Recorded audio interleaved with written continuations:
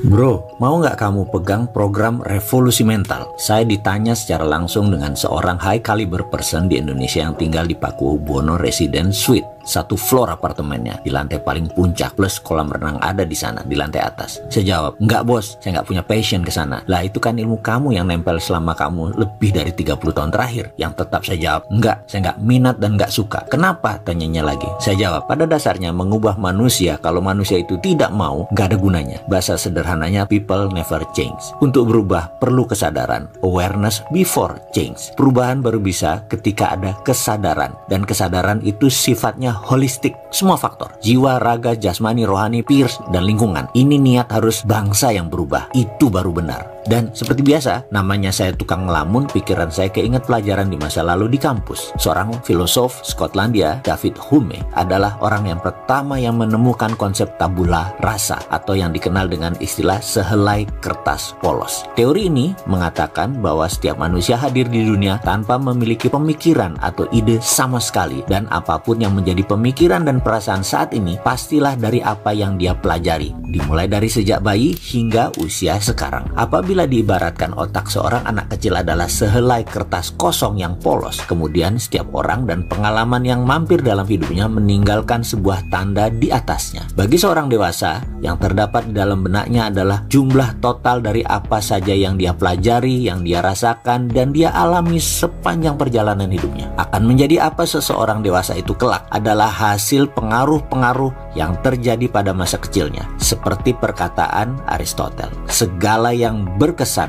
akan terpancar. Dan menurut pribadi saya, dengan basis keilmuan saya yang sederhana ini, kemungkinan terobosan terbesar yang pernah ditemukan orang dalam bidang potensi manusia pada abad ke-20 adalah ditemukannya self-concept. Teori ini mengatakan bahwa setiap orang akan mengembangkan berbagai keyakinan tentang dirinya sendiri dimulai sejak dia lahir. Self-concept Anda kemudian akan menjadi program master yang menggerakkan komputer bawah sadar Anda yang menentukan apa saja yang Anda pikirkan dan yang Anda katakan, juga yang Anda rasakan dan yang Anda lakukan. Oleh karena itu, semua perubahan yang terjadi pada kehidupan lahiriah Anda dimulai dari perubahan pada self-concept, yaitu dengan perubahan yang terjadi pada apa yang Anda pikirkan dan rasakan tentang diri Anda dan tentang dunia yang Anda hadapi. Seorang anak lahir ke dunia tanpa self-concept sama sekali. Semua ide, opini, perasaan, sikap, atau nilai-nilai yang Anda miliki setelah Anda dewasa adalah hasil pelajaran yang Anda terima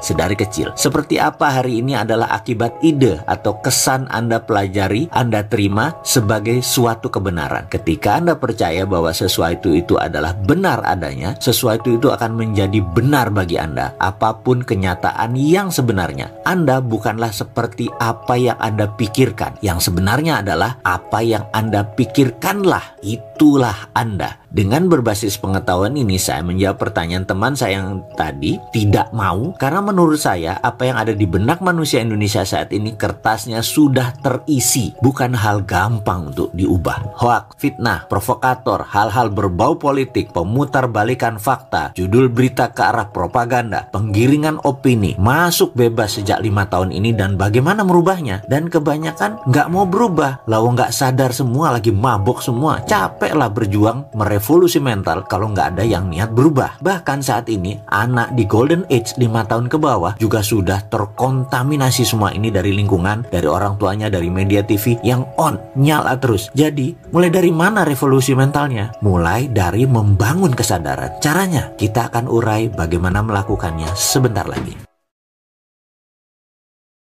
Mengisi kertas kosong. Kita lanjutkan dengan revolusi mental seperti dalam video sebelum ini. Dan pastinya kita fokus revolusi mentalnya dalam bidang kemakmuran. Saya melamun ke sebuah pelajaran mendasar pembentukan pikiran awal manusia. Jika sahabat Anda dibesarkan oleh orang tua yang selalu mengatakan Anda adalah seorang anak yang baik, orang tua selalu menunjukkan mereka mencintai Anda, orang tua yang selalu mendorong kemajuan Anda, tidak peduli apapun yang telah Anda lakukan, baik berhasil maupun gagal, Anda akan tumbuh dengan kepercayaan bahwa Anda adalah seorang yang baik dan berharga. Pada saat Anda berumur golden age 5 tahunan, kepercayaan ini akan tertanam di dalam diri Anda dan menjadi dasar dari mana Anda memandang diri Anda dan hubungan Anda dengan dunia Anda. Sejak saat itu, apapun yang terjadi pada diri Anda akan selalu berpegang teguh pada kepercayaan ini. Apa yang Anda percayai, ini akan menjadi kenyataan hidup bagi Anda. Jika Anda dibesarkan oleh orang tua yang tidak paham betapa berpengaruhnya setiap kata dan setiap tindak tanduk mereka dalam membentuk kepribadian Anda, mereka akan dengan mudah melontarkan kritik-kritik yang destruktif, menunjukkan ketidaksetujuan, menerapkan hukuman fisik atau emosional agar dapat menerapkan disiplin dan mengendalikan Anda. Jika seorang anak secara terus-menerus dikritik di usianya yang masih belia, dia akan dengan segera menarik kesimpulan bahwa ada sesuatu yang tidak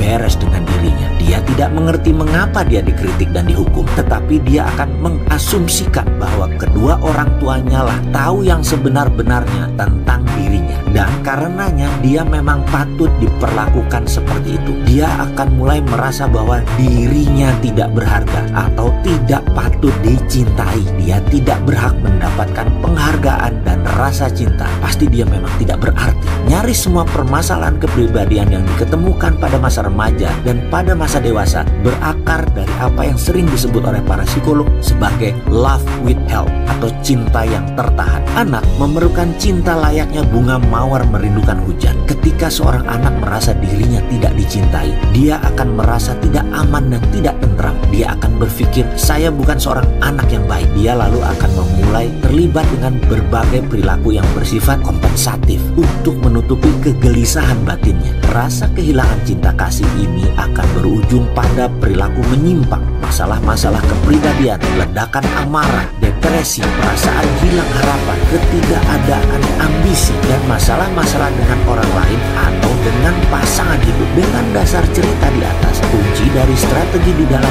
merubah database manusia sebenarnya mudah. Seperti pakar pikiran guru saya di kampus, Profesor Stadler, pernah berbicara, whatever you can learn, you can unlearn. Apapun yang bisa kamu pelajari bisa dilepas lagi. Kuncinya sekali lagi, melepas apa yang sudah dipelajari menjadi netral kembali. Dan bagaimana menetralkan pikiran satu bangsa saat ini, atau bagaimana menetralkan pikiran negatif yang kita punya saat ini. Kemudian barulah masuk pelajaran selanjutnya. Selanjutnya apa yang dimasukkan? Sekali lagi, yaitu tentang kemakmuran. Namun sebelumnya kita harus membangun kesadaran lebih dulu.